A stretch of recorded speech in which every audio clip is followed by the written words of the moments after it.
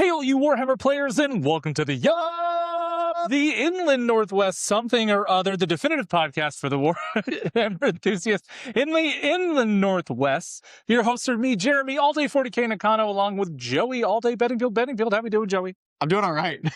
Are you? No, Okay. I'm not. This is new for me. Normally, I have a script in front of me. Yeah. You can catch me on TikTok at all day 40K. Him on Instagram. At Bedingfield Painting. So, today is our 50th episode, Joey. Congratulations. Thank you. Congratulations to you. Yeah, this is awesome. I'm so happy. About a year ago at an LVO, we decided it was time to talk about Warhammer as white men do. As we do. Today we're talking about optimism.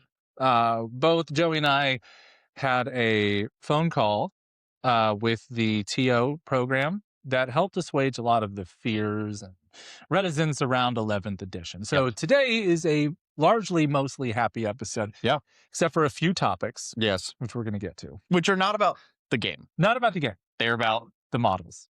Yeah. The pieces in the game, but not the game. It's not great. There's some negatives there. But before we get to it, let's talk about hobby. Yeah. What have we been doing? Dude, you've been getting after it. I have. I've painted 2,060 points of Space Marines, either repainted or up to my current point. I finished a ATV last night. Okay. And that's is that just this year? Or yes, as of January. Okay. So yeah. Because I took the first quarter off effectively. So since December-ish, I've been pretty much not playing Warhammer competitively. Yeah. Just been sitting at a desk and painting, which honestly turned out to be a really good thing. Yeah. Because I improved my paint substantially. Yes. To some, like a crazy degree from where it was. Yeah. Just a few simple tricks and a change of the varnish is all it took. Yeah. So. And it's great. Yeah, really excited and very happy with it. There's 2 more units that I'm going to paint up to that scheme before the Squig City GT that I have in a couple of weeks. Okay. And I'm going to probably test them on the 18th here at the Haven. Yep. To see if a faster list with more mobility does better in this environment where we just have, instead of my 10 Stern Guard. That's really kind of where we're at. Because 10 Stern Guard works pretty well. And then I found that right now, with the reduction of the amount of Catan that will be in the meta, you're going to need less just kill you mortal wounds and more utility to compete in general. Instead of just breaking that 10 mana into 2 5s, I'm considering 2 ATVs and 1 transport, whatever they're called. Impulsor, that's right. I don't even play Space Marine. Yeah, 1 3 up, 5 up, dies when you like whistle at it vehicle. But another Overwatch that is hard to avoid. Right. Because it'll be full with Flame Marines. And I have noticed. You can't Overwatch with the Flamers. You can't Overwatch with open topped and firing deck, because open top doesn't exist anymore. Yeah. Open topped and big guns never tire they only work in your shooting phase. That's right. So, with all that being said, then it gives me the point I was going to get to was the alternate point, which was it on something like Crucible. It can actually be pretty tough to get to that 100%. natural objective. Yep. Without just sticking Blade Guard and a Redeemer up. Right. So instead, I'll put Flamers in there, and then they get to go there, and the Scouts get to do Scout stuff. And then the 2 ATVs, like, oddly fuck in this detachment. They're so good. Strong. They're good. And same concept, because you're not getting rid of the Land Raider. So your Land Raider, instead of having to go to your natural, because that's the only thing to go to your natural, you can just shove a Land Raider in the middle. What are you going to do against a Redeemer parked in the middle unless you have like all of the anti-vehicle, which I'm not going to do that if you have all of the anti-vehicle. Right. Yeah. So I think you're doing all right. Yeah, it just performs in a slightly different way. Yeah. It is a little less killy, but a little more killy in certain ways. Like running into Warp Spiders. An ATV can just kill a Warp Spider. Or a Venom Crawler, sorry. Yeah, Venom Crawler, yeah. Venom Crawler, or any of those small vehicles, right? Yep. Anything that's T9, it kind of just walks up and just kills, Kills. So, which is great. At least it can. Right. Or it goes and does an action. Which isn't, I mean, it's good for so many different reasons. And like things that are T9, you have to compete with things at points efficient levels like Carnifexes, that you kind of can. Like if it spikes, it can just kill a Carnifex, and you're punching over your weight. If you're doing something like a Venom Crawler, you're almost doubling. Yeah, which is great. And it's just a lot more opportunity for rerolled wounds. Yeah. And really looks good on the table. It does. It looks good. So it looks good. All those things are true. Did you do one green and one blue like your I did the green one already. I will do a blue one next. Okay. I will say, and for what this is worth, because I know you just finished repainting, I actually really prefer the blue. The blue looks great. The blue looks so good on the looks orange. really good. Now, the green does look good. Yeah. The green looks great. I like that tone that you have. I just think that the blue pops more. It does. Off of the orange, but you're already using the orange to pop, so it's not like you need another exciting thing. It's just there. Yeah, I just got really excited when I found that green, that olivey green tone. Yeah, it's super cool. And people love it. And it's just gotten so much like praise. I'm just going to keep doing that as the primary color. The secondary color is the blue, and then the tertiary color is the purple. Oh, okay. Yeah, if you do a third unit or something. A third unit identifier. I don't run into it often, but right. Yeah. Hey, we don't know what 11th holds. That's true. So you might need it. Could have a lot of Vanguard vets. A lot more Vanguard vets. Speaking of Vanguard vets. Yeah. Oh, before we cut there, we're still talking about hobby technically. But you've been doing a ton. So I've been painting a lot. What about you? Have you decided on an army to paint yet? Yes. Ooh, what are we painting? Yeah. I primed one model today. Ooh. I did also build a whole squad. Okay. Crazy. Okay. It's crazy. So it's what I actually will be playing at the GT in Texas this weekend. Oh, that's right. You're going to Texas. Which is one of my teammates' armies. Excellent. So I don't have to fly with models, which is great. That's the best. But it's acquiring it for myself because of something that I saw that made me comfortable with doing this. It's Plague Legion. Fun. So after he's just gonna stand on circles real good. Yeah, just real good. Well, yeah. After months of talking about it, because I talked about it months ago. Yeah. I'm finally committing to my human skin tone Nurgle demons. Ew. I hate that. I'm not gonna do. I'm not gonna do like the great clean one. Oh, thank you. I'm not doing that. That's the worst. It's just gonna be human tones. So like, it should be super fun because you can like bruise all the outside of the wounds. Yeah. And it should be. It'll pop. It'll look really good and creepy and weird. And I guess that's the. I already have a display board figured out. Oh. I mean, not like all the just the idea. Yeah. Okay. It's very like Sigmar-esque, but that's what I like anyway. Sure. So it's gonna be like a dark, dense, like swampy garden. Okay. So still very nerdly. Yeah. It's mostly from the last. I'm not going to say most recent because they're not supporting this game right now for some reason. But the last set of Warcry terrain fits perfectly. So that, and then mushrooms and flowers and swampy mud and stuff, and then human flesh. You know, what I was thinking when you were saying garden, the first thing I thought of was, what about a Garden of Eden? Where you do an apple tree in the center with some like flesh, a couple of fleshy lumps with an apple in one hand. Yeah. That could be fun. Pretty cool. Yeah. Just like a toxic Garden of Eden. Just awful. That's Grandpa's garden, right? Right. Yeah, and that's the whole thing. There is actually, it's kind of there's a scene from one of the like early Sigmar novels that's very much like the feel that I'm trying to go for. Oh, okay. And we've talked about it, that I like that like rock and wood and dark green moss kind of. Oh, that's right. So like I want to try to push into that, and then the contrast is just human skin. Yeah. So, should you do like blood swamps? I could. Yeah, like little blood pools. Yeah. Because that'll help bounce off the green really nicely. I think they'll probably a little bit of mix if I've got. It depends on how much room there is, right? How much we can mix around. But yeah, something. I would like to have like a pool of something that would be kind of cool. So you can take a pile of Wyatt's tchotchke babies. Nope. Put them in the pool and then put stuff on top. I could. color the stuff on top, and then it's gonna look, and people look down like, oh no, Yeah. that's a pool of dead babies. Oh no. Yeah, I could. That is a thing I could do. That is a thing you could do. I don't think I will, but I could. Yeah, don't do that. Yeah, no, that's okay. Yikes. So that's I built 10 plague bearers, Okay. which are awful. Are they? That kit is from 2012. Gross. And while incredibly easy, Yep. because it is stomach goes on torso, which already has legs, and then you go arms and head, and that's it. Are they all monoposed? Yes. Ooh. And the mold lines are insane. Oh, just little small Grand Canyons. They're but real, reverse. real, just awful. They're really bad. It took me about an hour and a half to build 10. Ew. It was pretty bad. Yeah, that sounds awful. Yeah.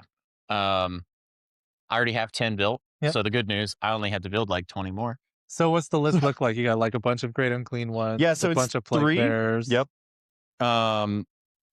Here we go. So this list is not what I would like super prefer. Yeah.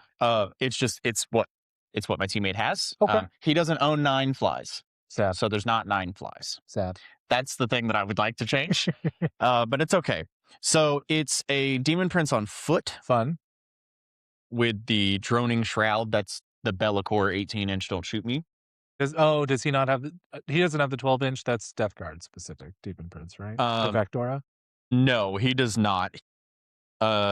Gives stealth to everything within 3. Okay. Or sorry, everything within 6. Okay. 3 would be pretty bad. Yeah, 3 would be bad. He gets blown up if he's within 3. Oh, that's good. He gives stealth within 6, and then it's you can't shoot anything within 6 of him unless you're within 18 of it. It's exactly the same as Bellacore. Yeah.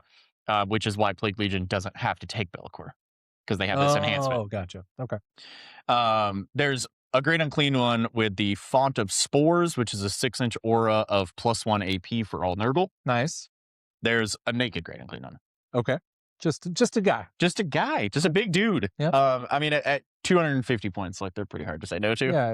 Yeah. There's 2 Poxbringers, which are the like vanilla heralds. Okay.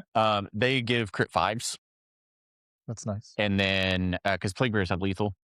And then they have a 6-inch aura of battle shock tests at -1. Oh, very nice. In a detachment that makes you take battle shock tests. Yeah. So it's just kind of working together. Yep. Yeah. There's Rodigus, because of course there's Rodigus. And then there's a Floppity Biopiper. You know what? Bring the flop. Yeah, bring the flop. It's +1 to the movement, and then you get to reroll their advances, which is cool. Yep. At the start of the fight phase, he tells everything within 6 to make a battle shock test. Okay.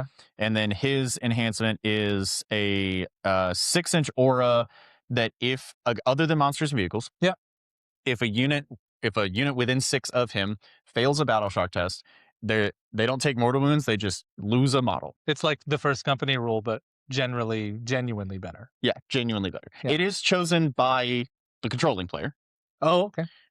But against things like, if we're talking about like killing a whole wraith with no feel no pain because they didn't take mortal wounds, they just died, it's pretty big.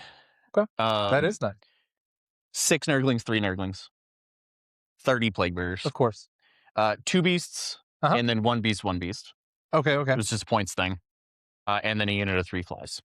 So it doesn't really kill anything, but it does a really good job of not dying in standing places and it being can annoying. It can kill stuff. Yeah. Well, I mean, with enough lethal. Yeah, with like lethals, and then like the great and clean ones can kind of just accidentally kill stuff. Yeah, that's true. But yeah, it's a lot of battle shock. It's a lot of standing on circles. Okay. So interesting that's the choice. Yeah, because it was one of those. It's inoffensive. Yeah. It was one of those things of like, I knew I wanted to play something. Yes. Obviously, I have to play the game. I talked about playing Necrons.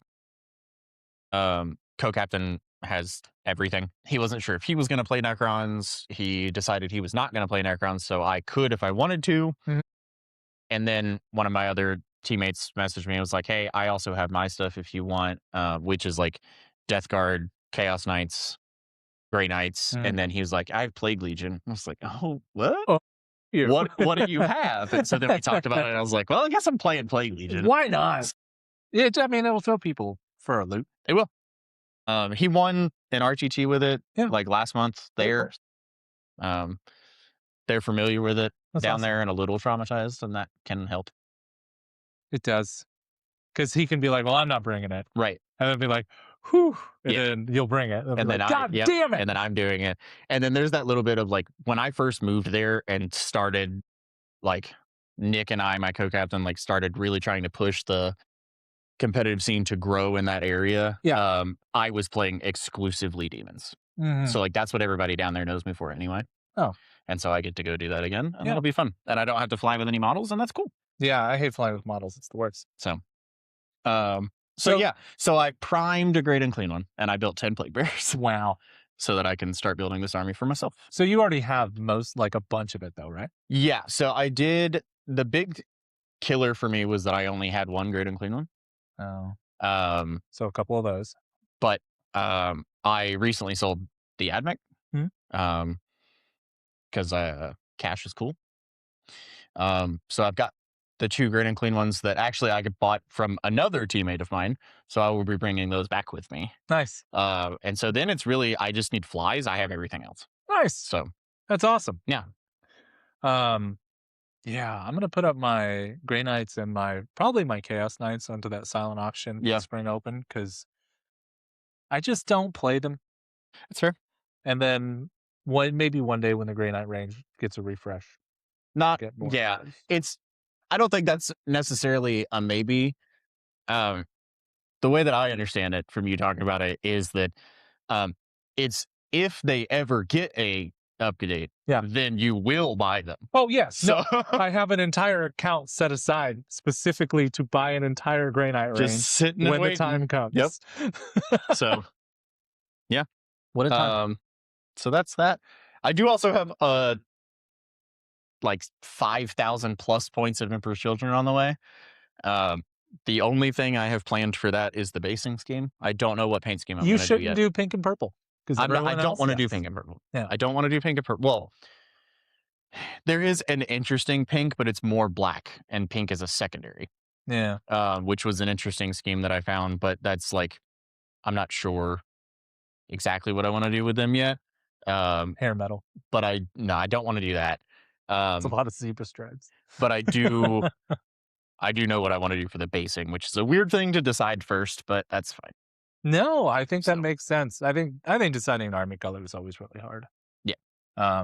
That's why I just stick to one now, just because. Yeah, that's fair.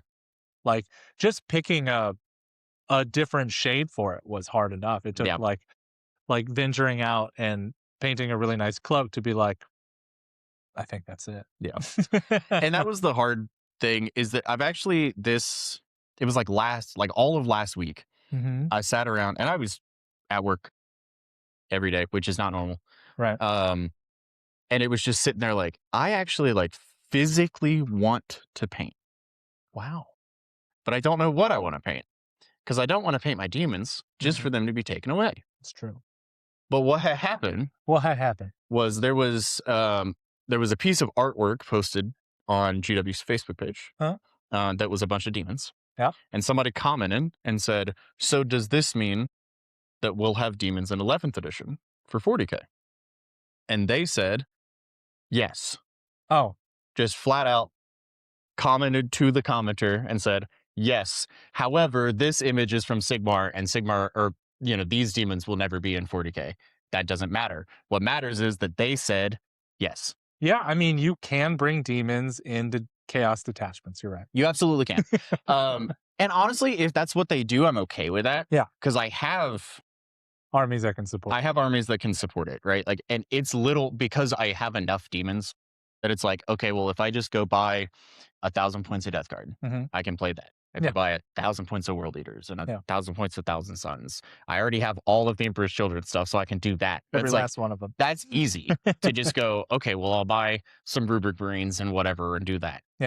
So that seems pretty fine.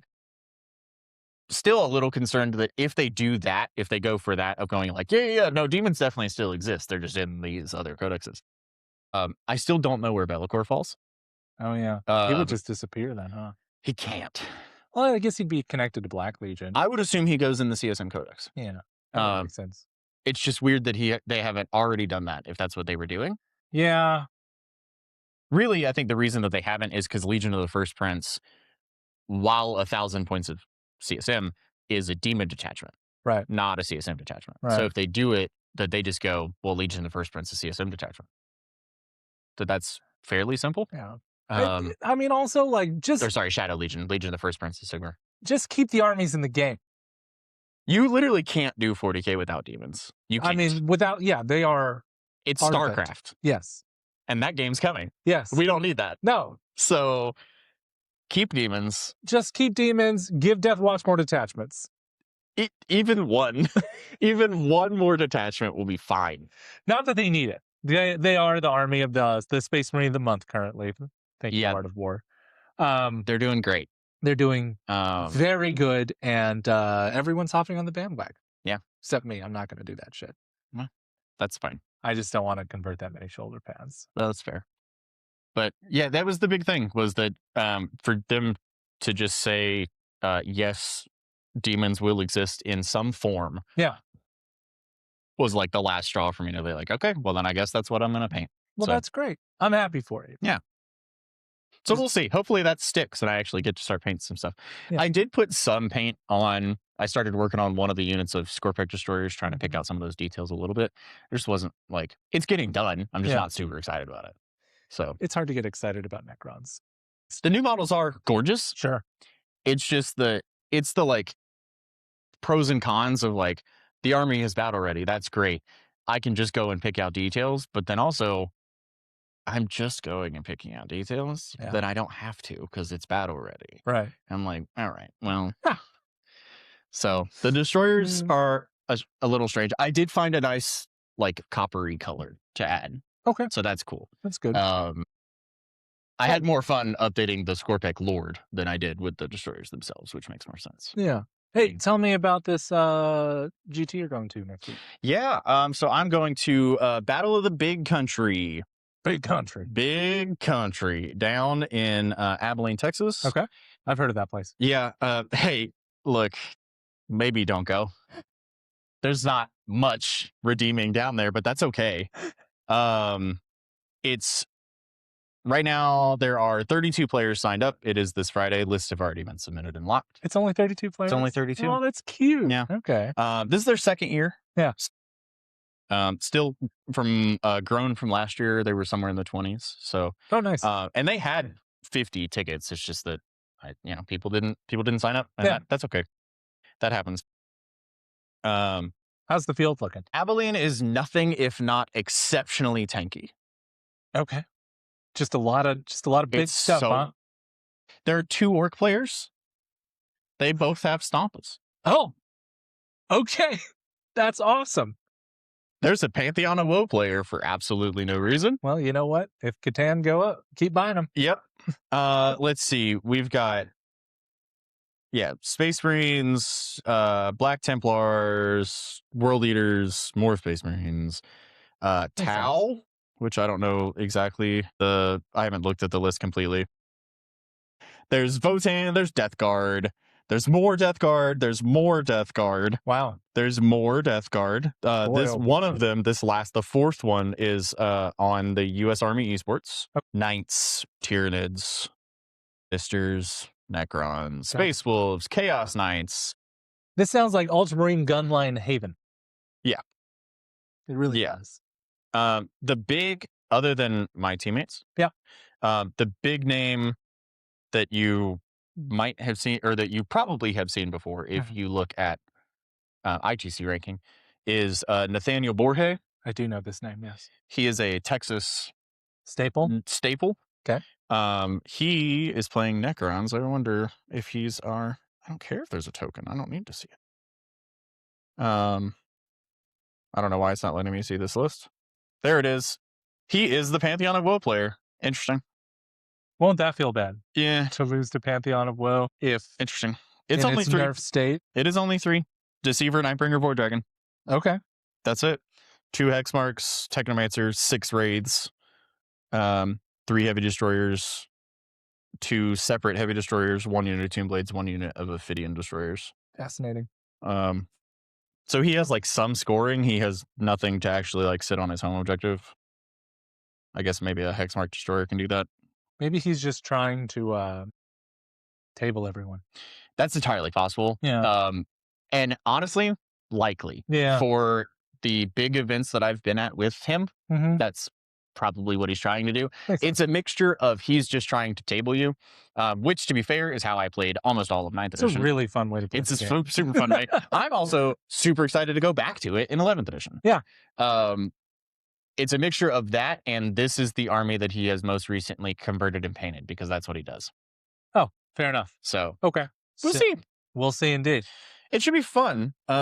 It is now the second GT that we've talked about on this channel that has cash prizes. Oh, it's always the little guys. It's always the little guys.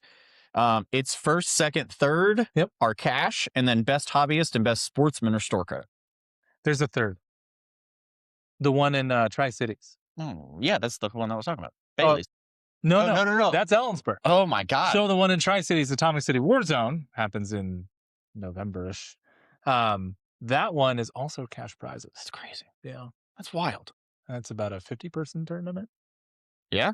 So about what we're talking about here. Yeah. So, yeah. So we'll see what happens.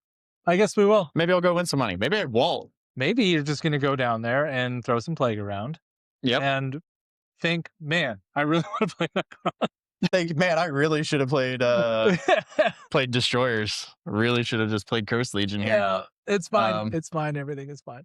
But maybe not. Yeah, maybe not. I had a GT last weekend. Yeah? Yeah. I went 2-1. Okay. I lost the first game to... That's an RGT.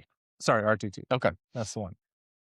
Yeah, I went to RGT last weekend. Over at the Haven 2 weeks ago, whatever.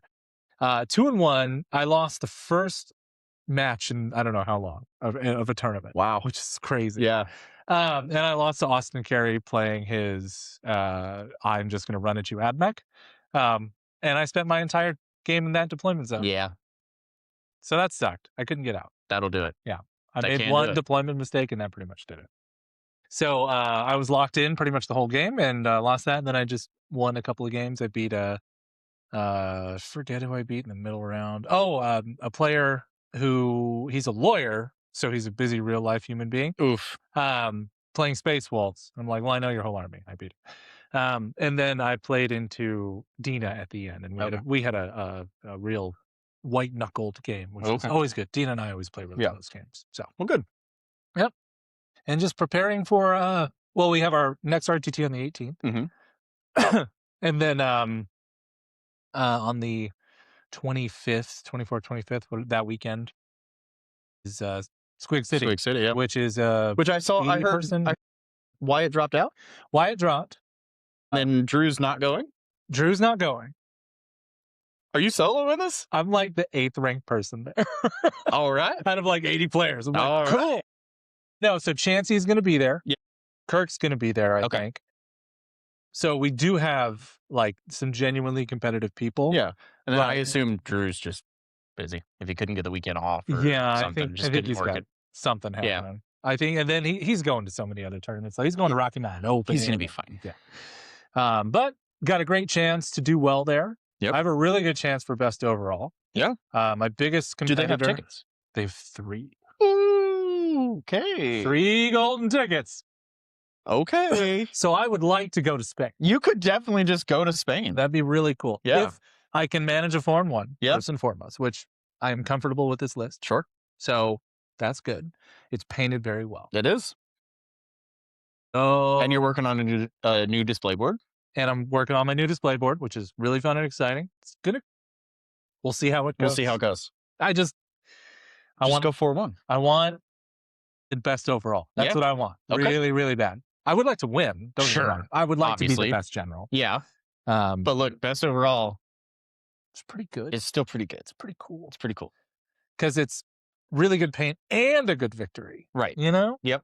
Which is great stuff. Yeah. You did, not, I think best overall, like, commonly is not the person that did the best in any category. Yeah. But you did better than almost everyone. Yeah. At all categories. Correct. And that's pretty good. Yeah. So. I just thought about this. The last 4 GTs I went to, 3 of them I went for. What a wild thing to think. That is also, those are pretty great numbers. I don't think they're accurate of my skill set when it comes down to it, but. Well, I think the math says otherwise. They may not feel accurate in your brain, but right now that is accurate. Just living the truth. Yeah. It's the same of like, everybody has bad runs sometimes. I've had a pretty rough go of it recently. You have, yeah. And it's hard sometimes, but like I have to try to remind myself that my current performance is not indicative of the things I'm capable of. That's certainly the case. But you've got the opposite problem right now. I do. And that's great. Just winning games. So just winning games. Easy. You don't have to worry about shit if you just win. Yeah. That's the benefit of being a Space Marine player. Yeah, that's fair. When it comes down to it, I just have all of the options. Even though I'm playing a lesser known version of them now. Doesn't matter. I was playing Dark Angels and all of those other ones. You were? So I don't feel bad for it. Right.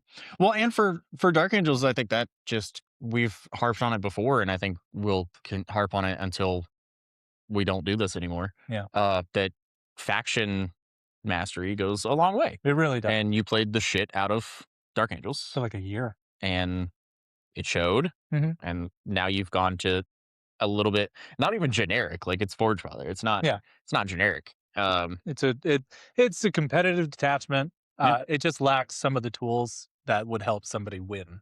Yeah. An overall tournament. And I think that's okay. Me too. Still doing great. Most games are close. Yeah, most games are close. And the games that you lose, from what I've seen, you can nail it down to why, and that's the biggest thing. Exactly.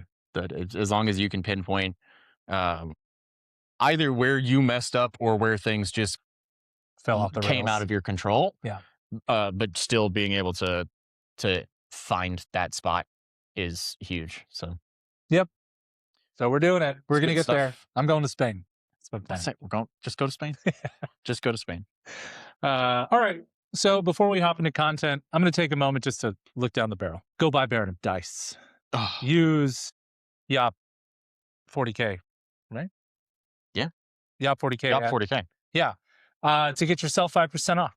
Yeah. Otherwise, you can use the affiliate link included inside of the description to go and buy dice. Otherwise, the reason I like Baron of Dice is because they have really cool matte dice, and they have what Joshua was playing with before. That's what I was going to point out. Beautiful casino dice. If we didn't just get team dice made, that I'm literally going to pick up at this GT and bring home with me, I would buy these things. Yeah. They're incredible. They're so sharp. And they cost a little more. They cost more. But roll them. But yeah, after having seen them, they're incredible. And it's if you guys don't know, it's what are they? They're precision. They're dice? Precision laser precision dice or whatever they're called exactly. They are the hard line, sharp corner casino style dice, but at the size that we are used to of normal dice, so 16 millimeter. Not those big, janky things. Yeah, not the big casino dice, the normal dice that we are all used to. Yeah. But in the casino style. Yeah. So nice. They're awesome. So go to Baron of Dice, get yourself the right set of dice so that when you roll, you feel great doing it. All right. Let's talk about things that kind of suck. Okay. Let's talk about things that suck. The most recent announcements from Warcom have been pretty awful. And nothing to do with 11th edition and everything to do with the models themselves. Yeah.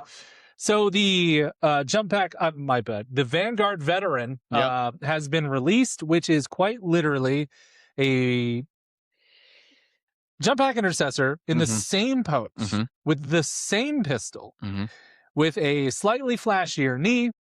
And some extra purity seals, which we could just do that ourselves. And no tit shield. But a Aquila on the chest instead of the skull and feathers. Yep. And a regular weapon instead of a chainsword. Yep. I will point out, because I deep dove pretty hard trying to find the differences. If you look at this thing and you look at jump pack intercessors, they do in fact have the same jump pack. It's the same. Completely the same. Exact. They couldn't even bother giving him a shield in the preview. It's the same exact jump pack. the jets are angled the same way. They have the circle in the middle. They both have the little wing thingies. Yep. It is the same exact jump pack. Yep. Then when you scroll down, he's got his little jets on his calves. Wow. So do JPI. That they do. Have painted a lot. Exactly the same. Literally the same. He's got this little armor. He's got his little. Oh yeah, his forearm armor. That's different. That's the forearm on the Outriders. We all love that. Yeah, or like I don't know, maybe Blade Guard. Blade Guard. It's very like 90. Yeah. It is just a plasma pistol. Just a plasma.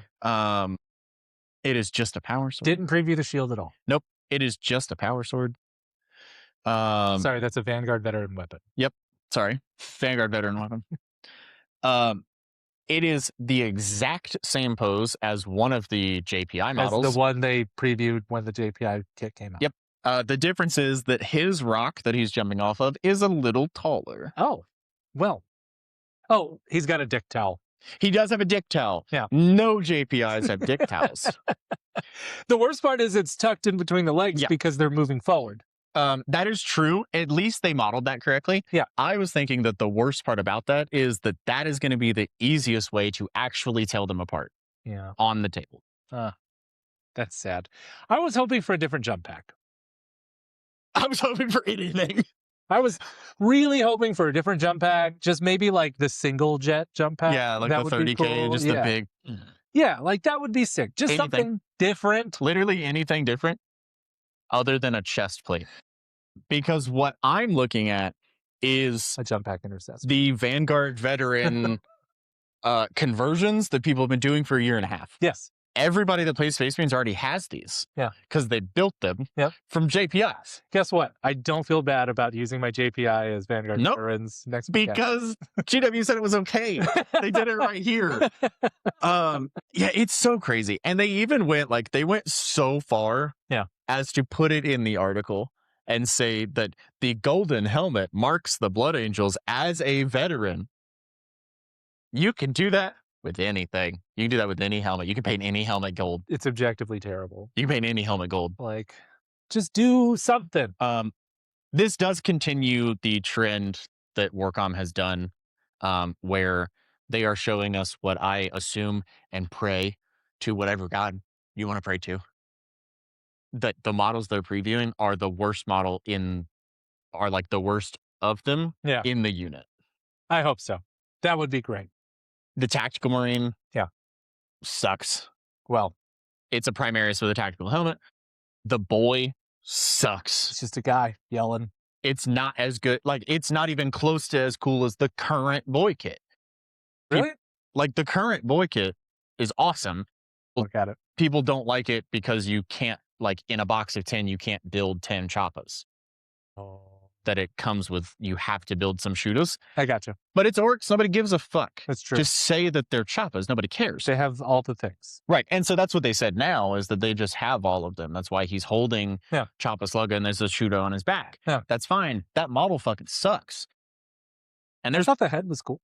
There's probably 10 unique boy sculpts in a squad of 20. Sure. I sincerely hope the one they showed us is the worst one. He's just kind of like, right? Yep. He's just standing. Okay. He's just standing. They put all their effort into guard. They really do. This round, they put all their effort into guard. And chaos. Those chaos models were designed months ago. All the Chaos Space Marine stuff is so good. Right. But all that was designed months ago. True. That's releasing now. I'm talking about all the new guard stuff that they previewed. Like the two new vehicles and the character. Yeah. And the vehicles are cool because they're different. They're different. Like, and one's a frog. That's nice. Who doesn't like frogs? Frogs are dope. Everybody loves frogs. So, yeah, it's not great. This box gets a little bit more disappointing every time. They show something in it. Yeah. So really hoping that, like, to disappoint you further, remember 10th edition box. There's probably only 5 of these in that box. Well, I'm probably going to continue the trend that I do every year and get 2 boxes worth of space. Sure. Because that's what I do. And I think you definitely still should. Yeah. It helped me tremendously, especially early on in the edition. Right. Because everybody was looking for Ballistus Dreadnoughts, and you needed 2 of them at least. Yep. And like I was talking about it with Tyler here at Real Deal this morning that like he's going to buy multiple boxes, like multiple halves, because people sell halves at pretty affordable prices when they first come out. This is that he'll buy multiple ones to run them as JPI because he doesn't have enough. Crazy. And he's like, well, now it'll be easy for me to get more JPI. It's like, yes, it will. JPI aren't that hard to find. Right, but this will be cheaper. That's true. It'll be so cheap. You're absolutely. Well, I'm going to wind up with them all anyway because that's my lot in life. I'm just going to buy Space Marines until I die. Yeah. But what else are you going to buy? Nothing. Maybe some work. Yeah, I was going to say the other half of that box. The other half of that box. Yeah. I kind of want to build orcs. I kind of don't want to build orcs because orcs is just such a deep dive. It's almost as like from like a variety of units. It's pretty wide, pretty close to the Space Marine range. And they're getting new ones. And they're getting new units. So I don't necessarily want to do it, but to do it again. Yeah. Do it again. I might just because I'm going to wind up with Grey Knights. Yeah. I don't want 100 factions. I have 14 of them or 16 factions from Space Marines. Right. So like if I can have a couple, I'll be happy. I think I just want to do orcs as kind of like a weird hobby thing. Yeah. I had a fun idea for how to do it, but from a competitive standpoint, it just doesn't play out right. That's fair. Not to mention I paint so much green already. I'd have to do like red orcs. Yeah. You do World of Warcraft red orcs, dude. I know, that's what I revert to. What's the problem? I don't want to. Oh, it's sick. I know. I painted a bunch of the orcs for Sigmar. Yeah. That way. Then I'd have to convert and make them very World of Warcrafty. Yeah, I guess. And they look really fucking cool. I just have to buy a bunch of the Sigmar range, more or less. Which is becoming more and more true that it has better models. It does. It's like they're not even trying it. It really does. It's crazy. Anyway.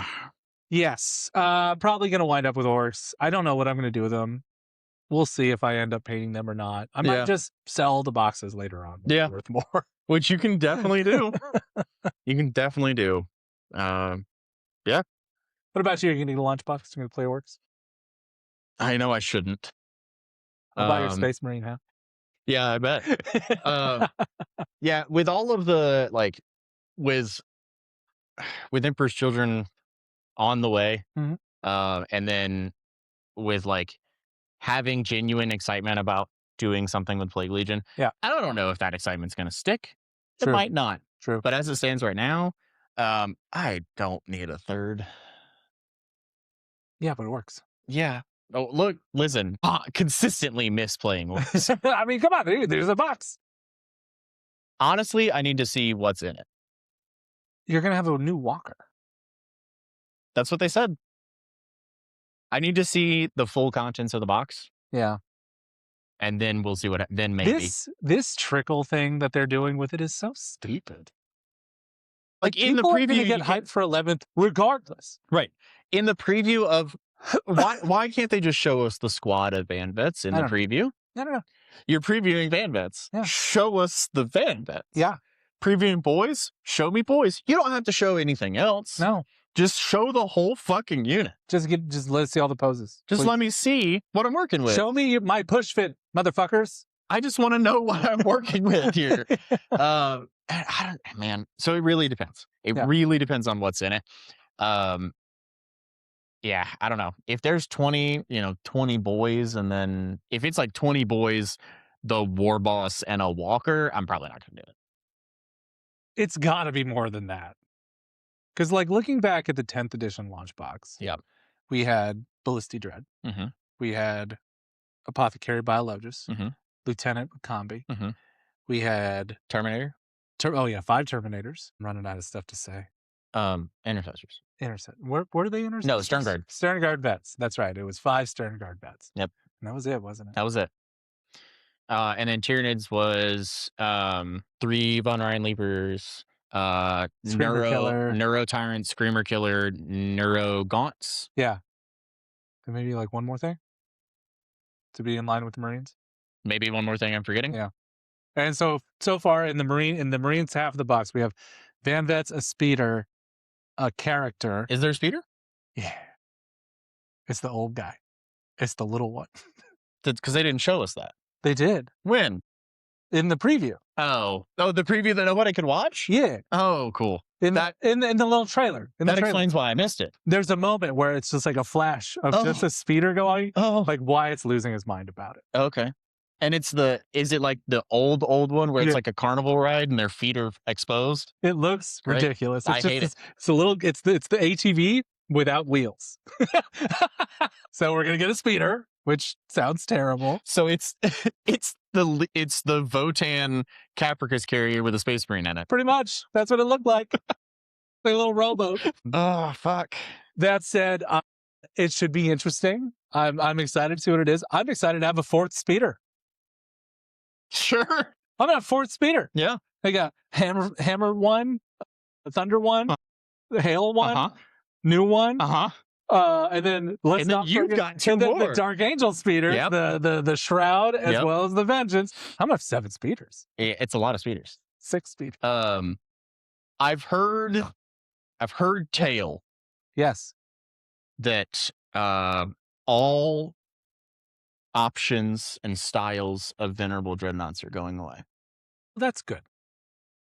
But that's Space Wolves. Oh. They're going to lose all their cool stuff. Well, I don't own any of those, so I'm not sure. That's the one you haven't really. Yes. Like Bjorn is. I have all the new stuff. Yeah. Yeah. But like Bjorn's in a Venerable Dread. Yeah, Bjorn's needed to go. He just needs to be updated. He just needs a new mount? A Brutalis Dreadnought kit. Well, Murderfang would be a Brutalis. Oh, yeah. Bjorn would be a Redemptor. That's fine. Which would be fun. Yeah. I would take those conversion kits exist. The like Wolfen Dreads. Those will go away. Those will probably just go away. Yeah. And then all the Custody Dreads will be replaced with the old one, with the new ones. Yep. Which is just the new plastic. Yep. Because they don't have Venerable Dreads. They have Contemptor. Oh, that's right. So. But still, like, the old knots, they've been dying. Yeah. They've been getting replaced. And Space Wolves have just gotten a hold on to them. Yeah. But they're like T8 little babies. They're little babies. Yeah. It's just cool that they have a formidable. That's true. Yeah. I will say that there is, by some miracle, a Custodes army box out there. Really? Yep. Hasn't been bought yet. Maybe I'll go buy it today. And it is tempting me. It's tempting me something fierce. I still have the FOMO box just sitting in my closet. Yeah, but you want all the new stuff. I know, because it doesn't have the stuff. I mean, the boxes are totally separate in terms of what's in them. What are you talking about? What was the FOMO one? The FOMO one came with like jet bikes and guard or something. Or wardens, like jet bikes, wardens, okay, and so the wardens matter. Yeah. The jet bikes are cool. One of them got sacrificed to Samael. Yeah, that happens. But it's tempting me real hard. I saw that. I want it. Yeah. It just doesn't come with the unit that I like the most. The Venatori? The Venatori. Well, they went on pre-order this week. Oh, shit. So they come out this coming weekend. How much is the box? $250? Yeah. It's 10 guard, a captain, a tank, and a dreadnought. Really good. It's really fucking good. It's really good. That's like most of the Custodes army right there. Dale and I were talking about it. There's one in particular that it's on the picture on the back. Yeah. But it's one of the heads. It's a bear face. Okay. And then he's got his like mohawk, like fummel thing. Yeah. That is like in, like the hair from it is in the whatever, I don't know what it's called. The little, like the is it fummel from a paintbrush? The little metal piece. It sits, the hair is there. And then that metal piece is in his fucking skull. Oh. Like it's in his, like it's on his head. Okay. But it's not chaos, so like it's healed. Yeah. It's just on his head and then a fucking red mohawk. That's rad. And then a bear face. If I get this kit, if I get this box, which I'm very tempted to do. Yeah. I'm going to take all those big tall heads, snip them, and throw them in the trash can. Sure. Because they're the ugliest things I've ever seen. Sure. I'm willing to bet that you can take the new models, put the old heads on them, and end up with maybe a perfect custodian. I really like painting faces. That's fair, you do. I don't know if 5 guard have 5 bear faces. Obviously, I haven't looked at it. I have to go through the kit. So maybe they do. But goddamn, that new kit is so nice. All of them are so good. They're so nice. That's how you do releases, Games Workshop. Like, those models look amazing. Space Marines, look, we have very little to complain about. But they're giving you more. But they're giving us something to complain about. Like, I know there's only so much you can do with the range as it is. It's all the same stuff. If Marine with jetpack, it'd have this jetpack. Yep. Okay. So they're trying to make them cool, but not hard enough. Mm-mm. Mm-mm. At this point, I'm not convinced they're trying to make them cool. Probably not. It feels like the model team and the rules team are two very different people. Very much so, yeah. And the model team knows that they're Games Workshop. Yep. And that people will buy it. Yep. No matter what. Because it's Space Marines. And the rules team is actually trying. Yeah, that's true. Yeah. They probably give like a hard, sharp eye roll every time. Like, we need a Space Marine for the month, guys. Yeah. Fine. Here, just take this. Like, I don't have any more rules to give you.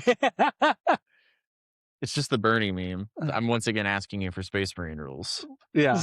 At this point, they have all of the current arms, legs, and kits in like the little clear tray boxes. And they're just like, this arm, these feet, these knee pads, that jetpack.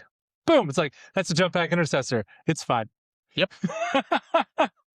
Yep. It sucks. It sucks. Speaking of things that also kind of suck, this Armageddon lore dump today, did you bother reading that? No, because so stupid. I literally opened Warhammer Community to look for hopefully my terrain templates, which we'll talk about. Yes.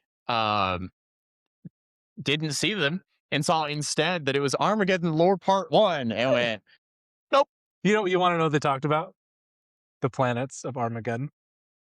We've got novels about the planets of Armageddon. Yeah, literally just talked about each planet in the system, nothing else. It was stupid. There was a sentence that had the word Armageddon in it 5 times. Well, that's on par for Armageddon lore. That's exactly what it should be. It's like what it's like they took. It's War of the Beast again. What they did is they're like, here's some Armageddon lore, ChatGPT, spit me out 9 paragraphs and make sure it's on sassy mode. And that's what they put into the fucking lore dump today. Let me tell you about Armageddon. Yeah, it's so bad. You can just see the care, like, who gives a shit? They're just shrugging. Just show us the goddamn models. Anyway. Any other negative stuff to say about Games Workshop and their marketing team? Sure. I can do that all day. I will. You know what? Let me point out the models could have been cool. They could have been. They weren't. Which is highlighted in the new Defiler. Yeah. Defiler looks great. Absolutely gorgeous model. Phenomenal. Go back and look at the preview article. It is the least flattering angles they could have possibly used. Still looks amazing. Like, they tried to make it not look cool. They're like, ooh, man. And it's actually really fucking cool. And they do everything they can to make Space Marines look amazing. Yeah. It's crazy. Did you know every arm and leg on the new kit is posable? Wow, that's all nice. of them. That's nice that they're going back to that on kits that aren't Space Marine. Yeah. Everything in the Space Marine range that is released in the last year is fucking monoposed. That's it. Which also then leads me to my hate for the new Orc War Boss, who is in the pose that the War Boss has been in for the past 25 years. He's also wearing a shirt. Yeah, he's also wearing a shirt, and I don't like that. I like Gun Guy, though. Gun Guy's fucking sick. Gun Guy's cool. Yeah. Gun Guy's cool. Yeah. That's just a knob, though, right? Yeah, it was just a knob. Yeah. It wasn't even a character. It was just a knob. Just a knob. Anyway, I think we've done enough negging. Okay, let's talk about the optimism. The thing the episode is titled. Oh, it's War Optimism. We're optimistic, guys. I promise. I'm actually super excited for 11th edition as a game. Yeah, it actually sounds really fucking cool. It sounds so good. I'm gonna let you head this. Sure. Not because you had everything, but because you were super nervous about terrain. I was really anxious about terrain. And about how that was going to work as objectives and how missions were going to look. Yes. And that's the things that they explained to us in our TO call, yep. Which we are allowed to talk about some. We're not doing a bulleted list. It's not a bulleted list. We're going to discuss our opinions on the things they shared with us and the clarifications which we were encouraged to share. Yes. So why don't you go ahead? So Let's start. What were you afraid of? the biggest thing that I was concerned about was that they were going back to faction secondaries. Yep. That was my biggest concern. When they talked, the way that they talked about it during the launch or the release or whatever, the preview. Yeah. They were it seems very intentionally just trying to spark outrage. Yep. Which they did with me. Congratulations. I Mhm. fell for it. Around the idea that it needs to be more narrative. Right. Games need to be more narrative, which I don't know about most people, but when I sit down to a game of Warhammer, I enjoy the competitive aspect. Yep. And when they say we're doing that less, it feels weird Mhm. to hear that. Yep. So on the call, they really kind of helped, and of course the release articles as well, when they talked about that the way the missions work together, and then the way that the terrain is set, it is designed with balance in mind. Yeah. That it is going to be still a competitive game, Mhm. but your matchup is what determines the mission, truly what you're playing. Yep.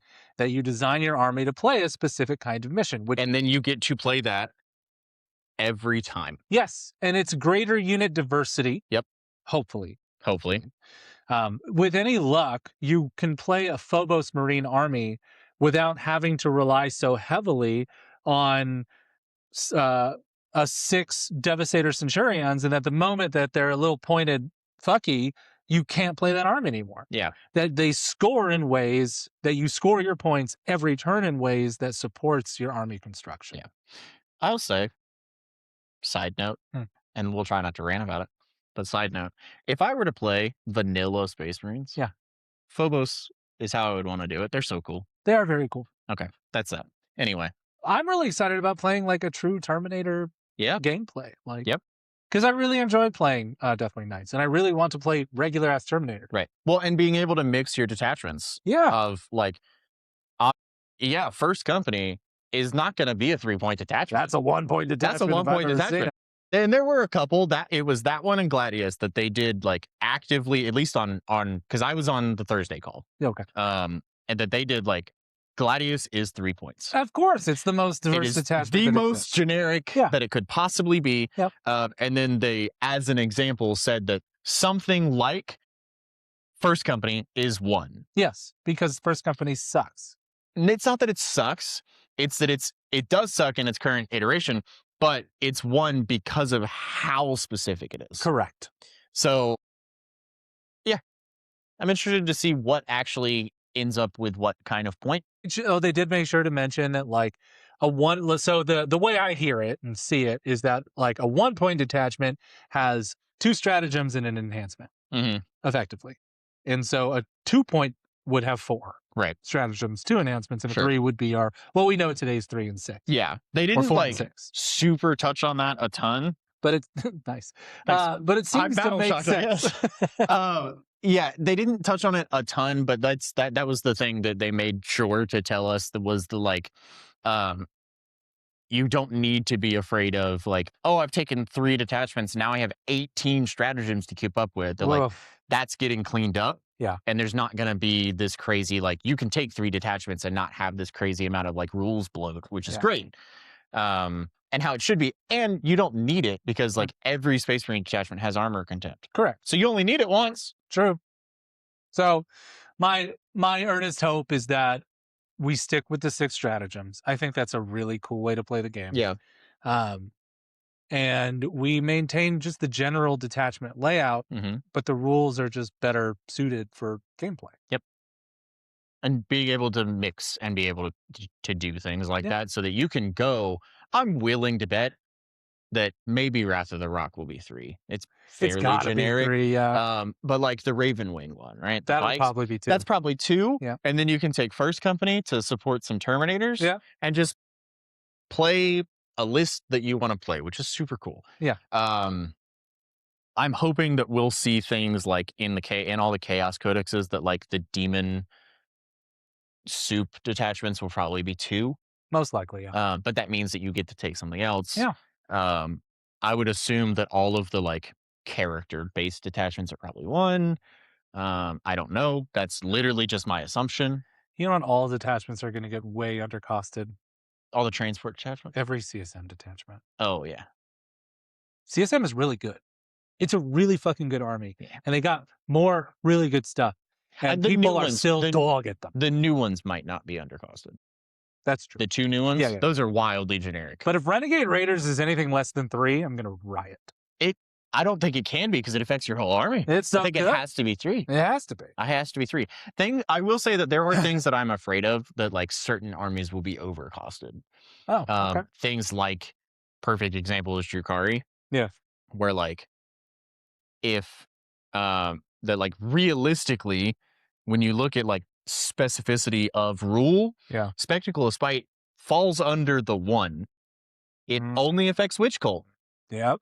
The issue is that in that army, Witch Cult's half your codex. Right. So it's probably a 2. Should be at least, yeah. So I don't know exactly where that's going to fall. Now, the Homunculus one should be a 1 because that's 4 units. Sure.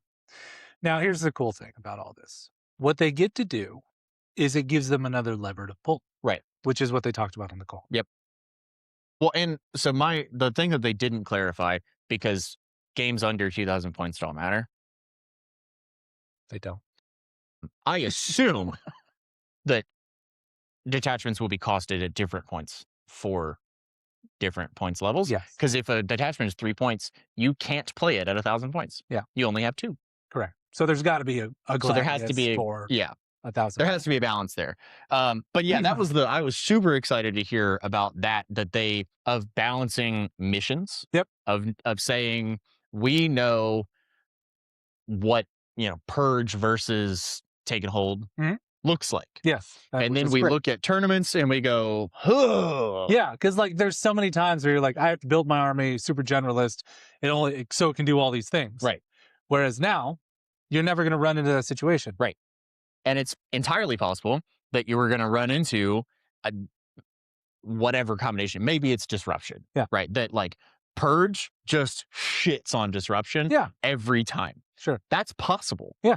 And what they like brought up and really like made a point to emphasize was that they're prepared for that.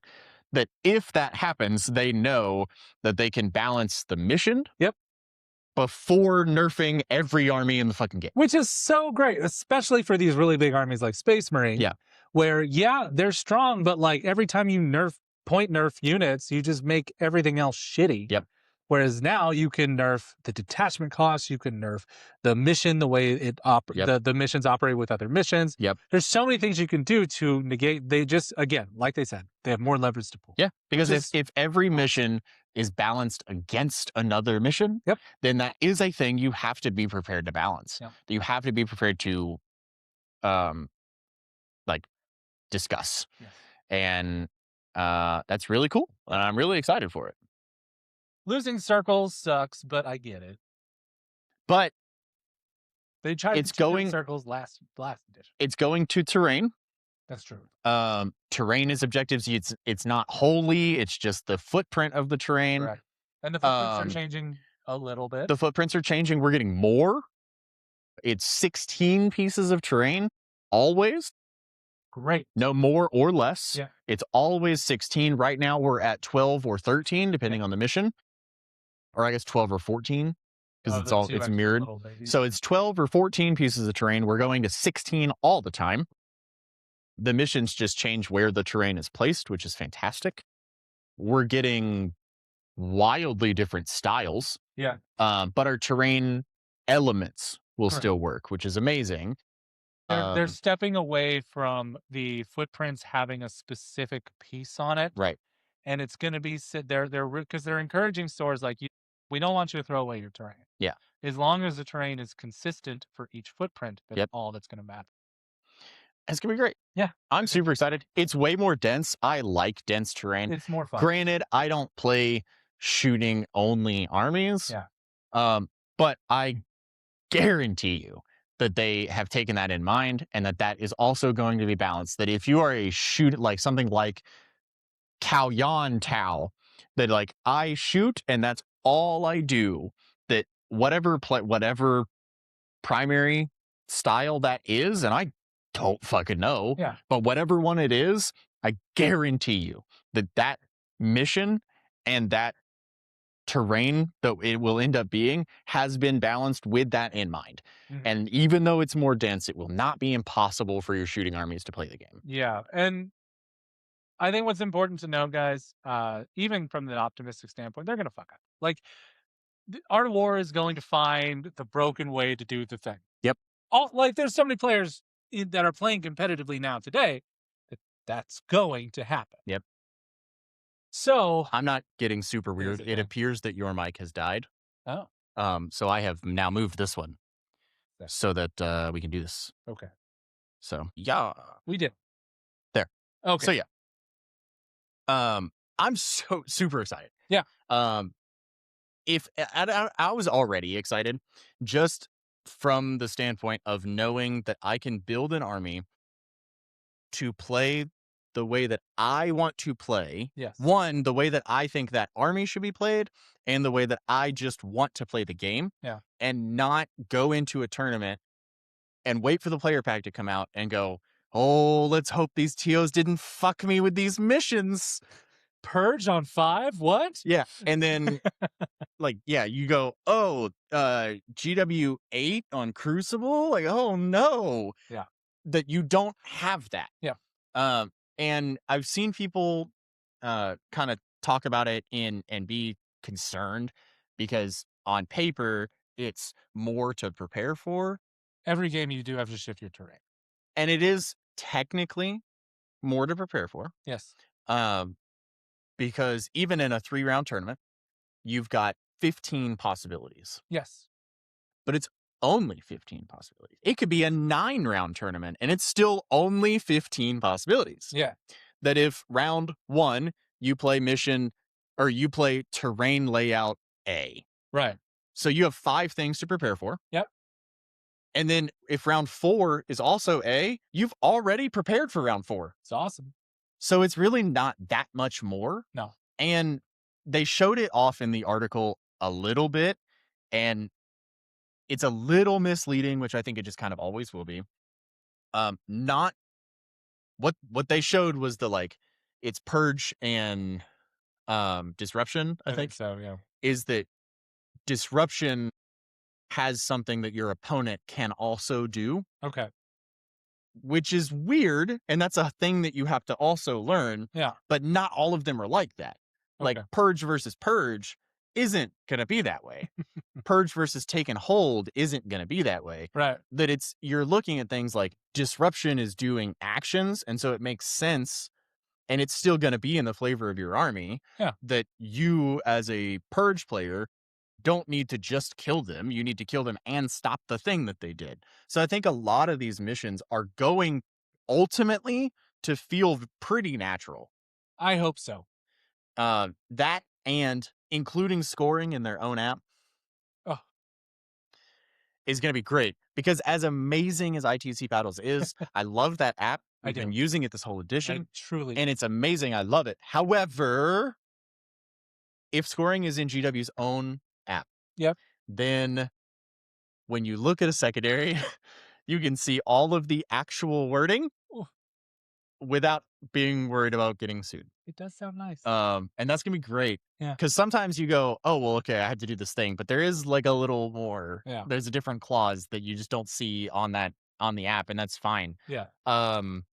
The content sharing during a game, that is so nice. That's gonna make like my job as a TO so much easier. That when you log into your app and you start your game with your opponent, you put in their name and their army and their information. And then as long as they have their codex unlocked, then you can read their stuff. Yep. And if you have your codex, they can read your stuff.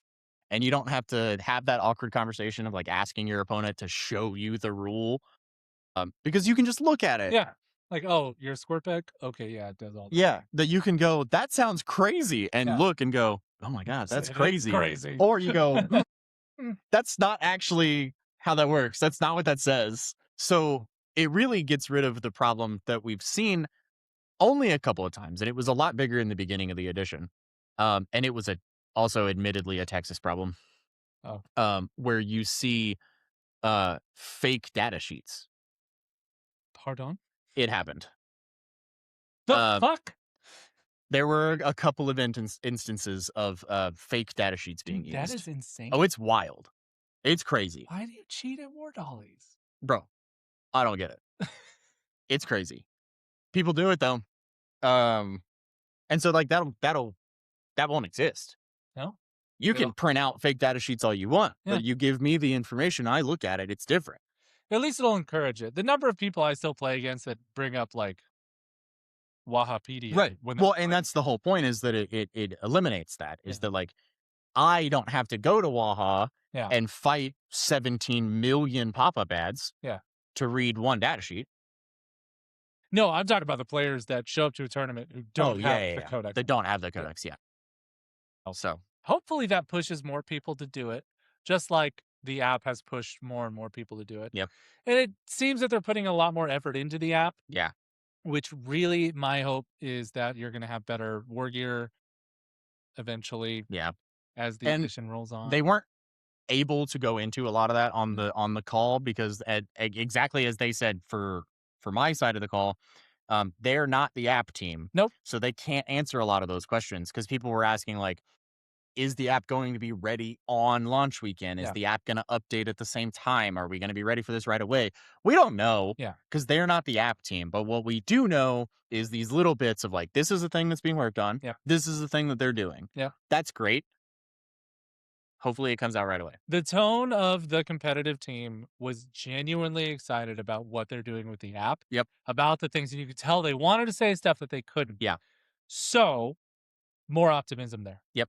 Huge amounts of like so much. And that was I don't know for you guys, for us, Justin Curtis was the one that was like doing the talking. Yeah.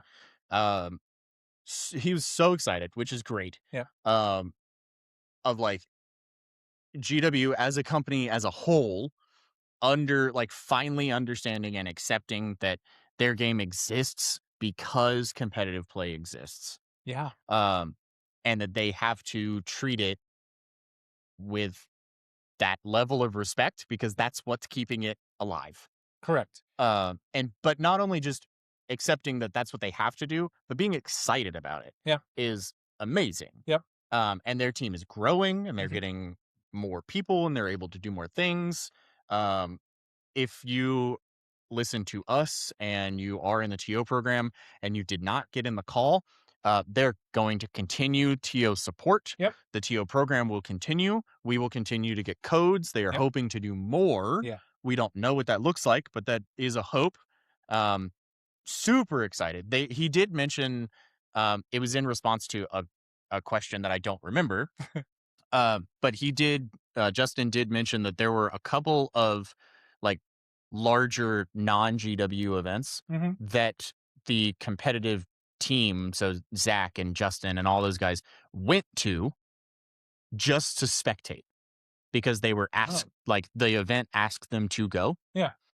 And like spectate and like, share like best practices and stuff like that. And like they did that a couple of times. That's cool. So just being willing to do stuff like that is great. Yeah. They have real competitors guiding competitive play. Yep.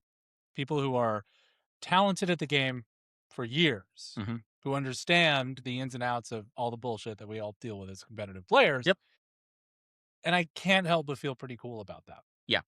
I think for me, one of the other big things that he touched on, I think he probably brought up half a dozen like examples, but they were at various times for various reasons. Justin would bring up an example of something like a rule or a rules interaction that has previously existed, admitting that it was a problem. Yes. And when we don't want something like X to happen again, either because it was broken, it was bad, people complained about it, it had an interaction we didn't think that it would do, that like, we don't want X to happen again. Right. One of the big ones for me was they did mention faction secondaries Yep. that like we don't want we don't want Deathwing Knights to score max primary or to score max secondaries because they are on the table. Correct. We don't want that to happen. We don't want Necrons to score 100 points because they showed up to the game. Yep. We don't but the big one for me was the missions like Unexploded Ordnance. And I don't remember the actual name of it, but we called it Servo Soccer. Servo Skulls. Servo Skulls, where you kick objectives. That missions like that do not exist. There is not one mission that has moving objectives. Love that. Which is great. So excited. All of the missions have 5 or 6 objectives, which they're just said where, like, what pieces of terrain they are based off of where they need to be on the board. Yep. Excuse me, for your matchup. Yep. But every mission has 5 or 6, period, which is great. Which is great. The terrain, the footprints, are going to come out in a Warcom article soon. I'm really hoping this week because I had the phone call last Thursday and they said so soon in the so near future. And the reason it's so important is because stores need to be preparing for that now. Yep. And stores need to, TOs need to, because if we don't have that information, release week comes out and we can't hold tournaments because we don't know what we're fucking doing. Laying on construction paper. But so the terrain templates are going to be released in a Warcom article that will talk about how terrain works. Yep. They will be released as a PDF for download, which is going to be great. So you can download them and cut them out on paper. Yep. You can cut them out on whatever the fuck you want to. Because they're doing like STL / the other file types so people can actually just put them into a machine and get them produced. Yep. So it's just going to be a PDF file that has the footprints, and you can do with that and create your footprints in whatever way you see fit. Yep.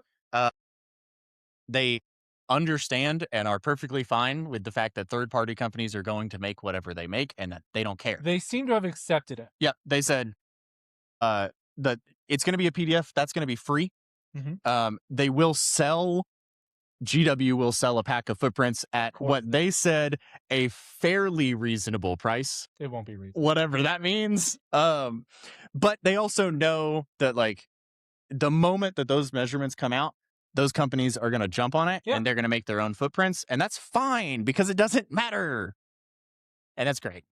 I just think of the last little objective markers they made. Yeah. They were terrible. Oh, they were so bad. They were awful.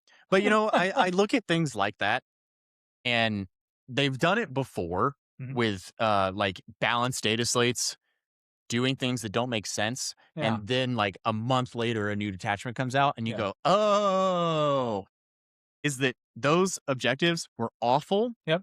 Because I bet they already knew because this has been in production for over a year. They already knew when they produced those objectives that they weren't going to exist in 11th edition. So they put no effort into them because it didn't matter. We should have saw the removal of circles coming because they tried to do it at the beginning of 10th edition. They're like, objective markers have to be these stupid little tokens. It was still objective. It was still circles, right? They were still 40 millimeters. Right. It's just that they went, you can't stand on them. Yeah. Like, what? Pardon? But it's not terrain. Right. But you can't stand on it. It was weird. But that's okay. It is. To me, it's the accountability of like acknowledging that these things have been mistakes. Yes. And moving forward, just trying to make the best game for everybody that they can. Correct. And I'm super hopeful about that. They seem to have a much more inclusive tone for the edition because they're trying to make the game more narrative. Yep. Because there's so many players who I run into who are just like, I want to do this way. I just want to run at you. Like, cool, you want to do that, that's fine. But now with more terrain, with the opportunity to play a game that you want to play, you get to do that. Yeah. So you get to have more fun going into that ultra competitor. Right. Because you get to play the game that you want to play. Right. Because you're going to play, 90 Catachans. Yep. Catachan guy. And the game is going to tell you how you should be playing. Yeah. Which I bet is going to be pretty natural to how 90 Catachans are going to want to play the game anyway. Speaking of new guard models, let's get some Catachan. Brother. I just want to paint tiny, If they give gigantic dudes. If they give Catachans 75% of the love that Krieg got, I might be a guard player. Same. Like, because goddamn, they're so cool. like the Krieg models look great. Yeah. And if they do that if they put shirts on orcs and they give me shirtless humans, I don't have another choice. Yeah. I'm playing Jack Dude. I gotta play Jack Dudes. It's gonna be nuts. Anyway, but like the game is gonna tell you how to play. Yes. And that's gonna be pretty natural to the person that built that army. It's gonna be pretty inclusive of how they envision that their list is going to play anyway. And they're gonna come up against some crazy competitor that might even be playing the same disposition. Right. And it doesn't, but like the game is gonna tell them how to play. And that's going to be fine. It's still going to feel natural to them. It's still going to be, I said it last week, and I still think that it's true. I think narrative is the wrong word. It is the wrong word. It's immersive. Yes. It's immersion. Yeah. That you are immersed into the universe more completely. Yes. And not excluded or pushed out of it. Correct. Because right now, Terran templates and big L's, as useful as they are, are incredibly polarizing. They're polarizing because it is a more mechanical way to play the game, and people rely on those mechanics very heavily, and it takes away from the spirit of 40K, which is chaotic and weird. Yeah. And moving to a footprint or a template style, where what terrain is placed on that template is up to your TO, or up to you as a player in a pickup game. You can be as immersive as you want, and it doesn't change the rules of the game. Correct. And they're going to make verticality more impactful. And that's great. And they talked about like rules for like windows and holes in terrain and things coming back, which is cool for the terrain that has that. Yeah. But also, if you're not on the template, it's still line of sight blocking. You're not touching the terrain, then you're fine. If you want to run first floor, windows closed, you can. Yep. So widely, your elements of terrain are still going to be as playable as they are right now. Correct. You will need more. That's okay. I'm super excited. Same. So. Okay. Well, anything else to bring up before we move into Squadmarks? You know, I'm sure there is. I don't remember. But you know what? That's okay, because if I don't remember something they talked about, that means that we didn't go down a bulleted list. Which is great. And that's great. Yeah. So. And just keep it on Warcom as more stuff is going to come out. Exactly. Or tune in back to us. We're going to keep talking. We're going to talk about it continuously. We'll talk about everything that comes out. Even the bad lore. Except not in detail, because I'm not going to read it. No, absolutely not. If it's good lore, I'll read it. Yeah. But bad lore, I'm not going to read. Yeah. So how do I differentiate things on the tabletop, Joe? So if you want to differentiate stuff on the tabletop, you should really look into Squadmarks. So Squadmarks are little model identifiers that just clip onto the bottom of your base. And then inside of that, they've got magnets. So you can transport them in your cool magnetic cases. Just in case you're not cool enough to have a friend in your destination who can provide you with an army and you have to fly with your army. Exactly. You can magnetize them to your travel case. Yep. Your travel case, your Magna rack for that style of case, your metal tray for your Jukuchi owners like myself. Yep. It's great. They're fantastic. They come in a wide array of different colors and base sizes. They are honestly already affordable. It is barely more expensive than just buying magnets and magnetizing your bases yourself, but with none of the work. And then on top of that, you get a discount if you use our YOP40K code. If you use our affiliate link, it's also helpful to us. So do that. Cool. All right. The last thing to talk about, we're going to run a little long. Yep. We already kind of jumped into starting a new army in 11th edition. Likely, we're going to have a whole bunch of new orc players, which is great. Yep. That being said, I think it would be really fun to talk about a few best practices for starting a new army. Sure. As in, you're thinking about it right now. Yeah. So, big benefits, keeping your codex. You are getting new detachments. and things are going to be changing. And because the edition is shifting, more play styles are going to be more viable. That's one thing I remembered. I've been reminded. Detachments. So these articles keep saying 70 new detachments, new and updated, which is what I keep seeing people miss. Is that they see it and they go 70 new detachments. It's not. It's 70 new and updated. Yeah. How many detachments are in the game right now? I don't know, because I've Googled it and somehow nobody's done that math. And I don't want to go through the app and count them all, but it's a lot. It's a lot. It's probably like there's 28 armies, 26 or 28. So if they all have 2, that's roughly 60. That's almost 60. We're in the high 50s. So yeah. Every army gets 1 new detachment. Yeah.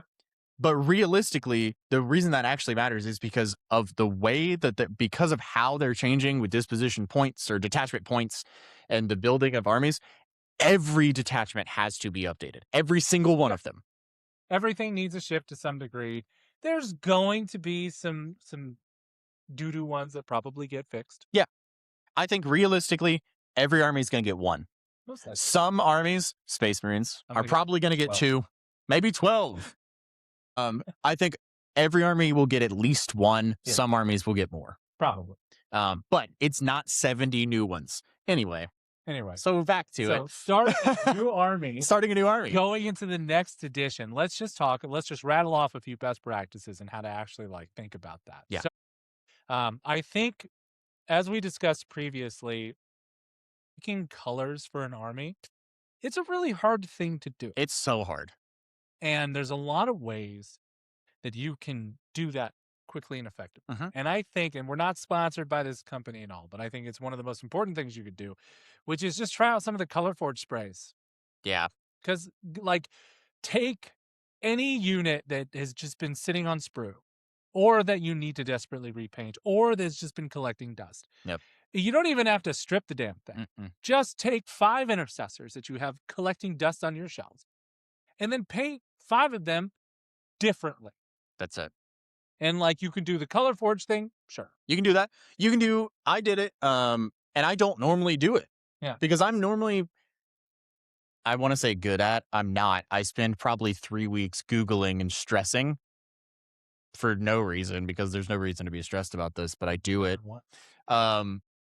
I spend a lot of time researching before I decide on what I'm going to paint. So I don't normally do that, but I did do it with AdMech. Yeah. And what I did, you just contrast. You don't have to actually do the paint scheme in contrast. No. You just use the contrast to find the combination of colors and the rough scheme that you have that you like, which I did with that Ranger. Yeah. That was this is the color combination that I like. And then I just went and said, okay, what actual paint makes this color? Yeah. Done. Yeah. It's not difficult. It is. It's a little sometimes if you're not in the hobby mindset and you don't just have a desire to sit down and paint, it feels like a lot of wasted time. Yeah. Because you go, oh, I painted these 5 intercessors and that's not my paint scheme and I just wasted all this time on this stuff. But you didn't. You realistically, you didn't waste time. I'm sure that you learned something. Right. Maybe you learned that those combination of colors don't go together. Yeah. And to that, I would suggest just look at a color wheel. Just look at one. Yeah. Color theory goes a long way, and you don't have to study it. No. I just happen to have studied it. Yep. You don't have to. Nope. And I say happen to because both of my parents were artists and I grew up around it. You don't have to study it. No. And you don't have to buy one. No. Just Google color wheel, download one, do yourself a favor, download a picture of one that shows you contrasting, complementary color triads, that kind of thing. Yeah. And just understand how that works so that you can look at a wheel and go, this combination. If I want my primary color to be this tone of green, yep. You don't have to waste time going, I think this pink will look good. It won't. Pick a different color. Yeah. And I mean, okay, so color theory, just try different colors. Yeah. Get 5 old models and just try things. And then go get your combat patrol or whatever, or buy your lot. Like, go buy a used lot of something, because right now it's a great time of turnover because there's so many people who aren't competing right now Yep. because there's no reason for them. Like, unless you're competitive mongrels like you and I, Yeah. people are kind of just skating right Yeah. now. But also, you don't have to, because that was another thing they talked about in the call, is that rankings are not resetting. They will not reset with the new edition. Okay. They said it is a precedent they have already established, and they will just continue with the new edition. They will reset like they always have at the World Championship. Perfect. So there's no reason to not compete. Keep doing it if you Keep want to. competing. But there's going to be people who decide not to compete. 100%. And in that situation, it's a great time to go pick up army lots that are used. It's a great time to go try a friend's army. Yep. But just like find time to try something new. Yep. Maybe you'll like it. Yeah. And there's a bunch of tools out there. If you do actually want to spend money and you support people, there's the color cube. I don't remember exactly what it's called. I think that's it. And then if you want to support other content creators, Ninjon has put a lot of work and effort into his, also not sponsored. But I do enjoy his content, and I do think that his stuff is very cool because it is more geared towards painting miniatures. Yes. Whereas like the color cube was meant for like interior design. Yeah. And it's still great. Yeah, it's really nice. But like those things exist. Yeah. There's also Redgrass Games, not a sponsor. Yep.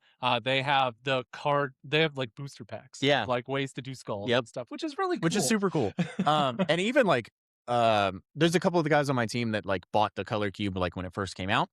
And we used to do that as little like fun little challenges. You'd be like, all right, we're all going to paint a model tonight. Draw a random card. Oh, yeah. Those are the colors you have. That's it. Go. Yeah. And like, it's fun. Yeah. It is a really good time to really look at yourself and say, maybe I want to try a new paint scheme. Maybe I want to try a new army or an entirely new play style. And maybe your army, maybe you play town and you don't really get the chance to get into melee. Yeah. Orcs are coming up, right? Yep. And orcs are probably going to be really good next edition. It's probably my assumption. There's things, even from the hobby side, if you're starting a new army, it's entirely possible you're doing it for hobby. Yeah. And there are things like one thing that I want to do is find a technique, a style, and learn a new thing or try and improve on something. I am notorious for avoiding skin. Oh, skin's so fun. Thus, skin army. Skin demons. I don't know, not that I don't know, I know how, I just haven't actually sat down and done it.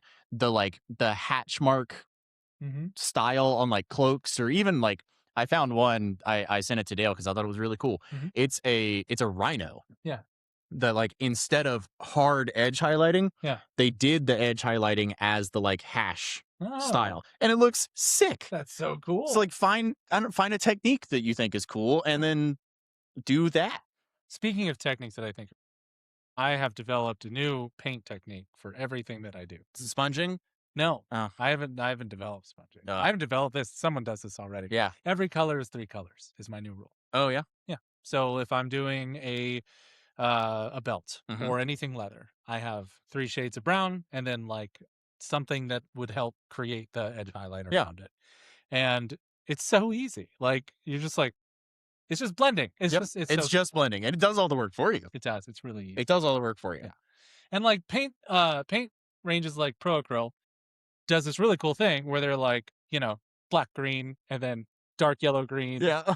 Yellow green, light yellow green. Yep. And it's just like, you mean I could just work my way up here? Dark neutral gray, neutral gray, light neutral gray. Bright warm gray. Or they whatever. do it all the time. It's all of them. So like, do that.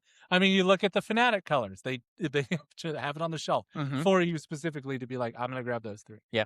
So, try new techniques. And that's actually like not new.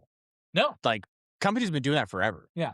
There was, I think it was Army Painter, that it was like when I first started. So, I mean, we're talking 12, 13 years ago.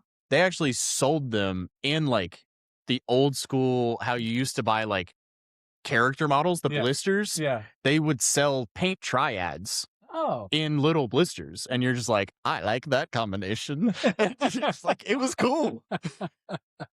So, develop new processes, try new things. Yeah. based on and create those processes based on them. And then consider different ways to play the game. Yeah. And maybe you've already done that. Maybe. And that's great. Yeah. And if you have already tried new, or if you've already tried other play styles and you know this is the play style I like, this is the thing I want to do, well, then just sit down and think about for a second and just be excited to play your play style without having to take 200, 300, 400 points worth of trash, do nothing units that don't excite you, that you don't want to take. You don't want to bring because the stuff?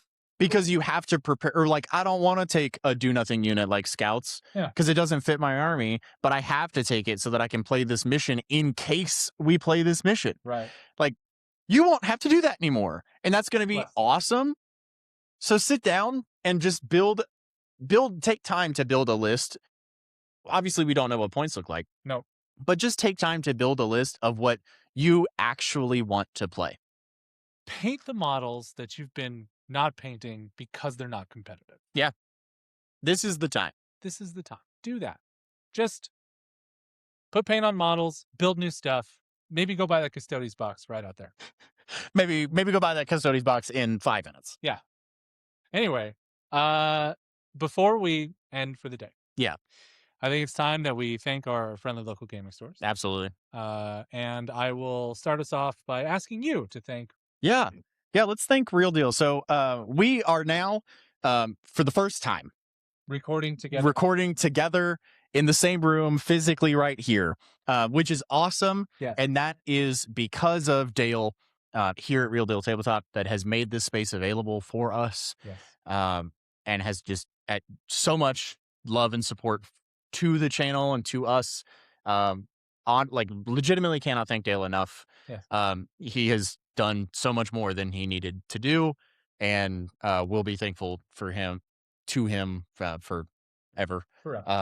So if you're in the Coeur d'Alene area and you want to play some Warhammer, or you just want to see a cool store with a nice clean environment, come to Real Deal Tabletop in Coeur d'Alene and come say hi. The vibes are legit. If you also want to experience similarly great vibes, make your way to the Gamers Haven in the Spokane area. We love the vibes. Run, of course, by Bob Kelly. It is a gorgeous 2-story store. It's got a play area upstairs. It's got a beautiful layout below. It's got all your board games. It's got all your miniature games. It's got Gundam, even. It's got card games. It's got card games, because of course it is. Of course it has card. But Bob Kelly is a staple in the region and has brought Warhammer more or less to the Pacific Northwest. In which case, go celebrate him, go celebrate the Gamers Haven, and come check us out at the Spring Open. It's got 2 golden tickets and about 60 plus spots remaining. 3 golden tickets. 3 golden tickets with, about 60 spots remaining. So come out and play and say hi. And it's going to be sick. It's going to be awesome. And our third friendly local game store we always like to thank is Bailey Strom over at the Windy City Toys and Collectibles in Ellensburg, Washington. If you're making your way from one coast to the inland north, or the other way around, stop by, check it out. They have a new, larger store. It's beautiful. And they also do really cool stuff. Like, Bailey's sending, I paid for a bunch of 3D prints of muzzle flares and smoke. So he does a bunch of that stuff too. So check him out at Windy City Toys and Collectibles in Ellensburg, Washington. Absolutely. Please do. Yes. And if you like us and you like what we do here, make sure that you subscribe on whatever platform you are listening. We're kind of everywhere. Most places. So make sure that you subscribe, give our videos, our podcast, if you're listening just audio, give us a like. It really goes a long way. And that's really all that you need to do to support us. But if you do want to go further and you have the ability to, you can find us over on Patreon. Give us a subscribe on there, and you can help support us in a more direct way. I don't want to say serious. It's not more serious. But in a more direct way, you can support us financially to help us continue to improve, as we have fairly significantly in the past couple of weeks. Yes. We'll be able to continue doing that because of you guys over there. I will be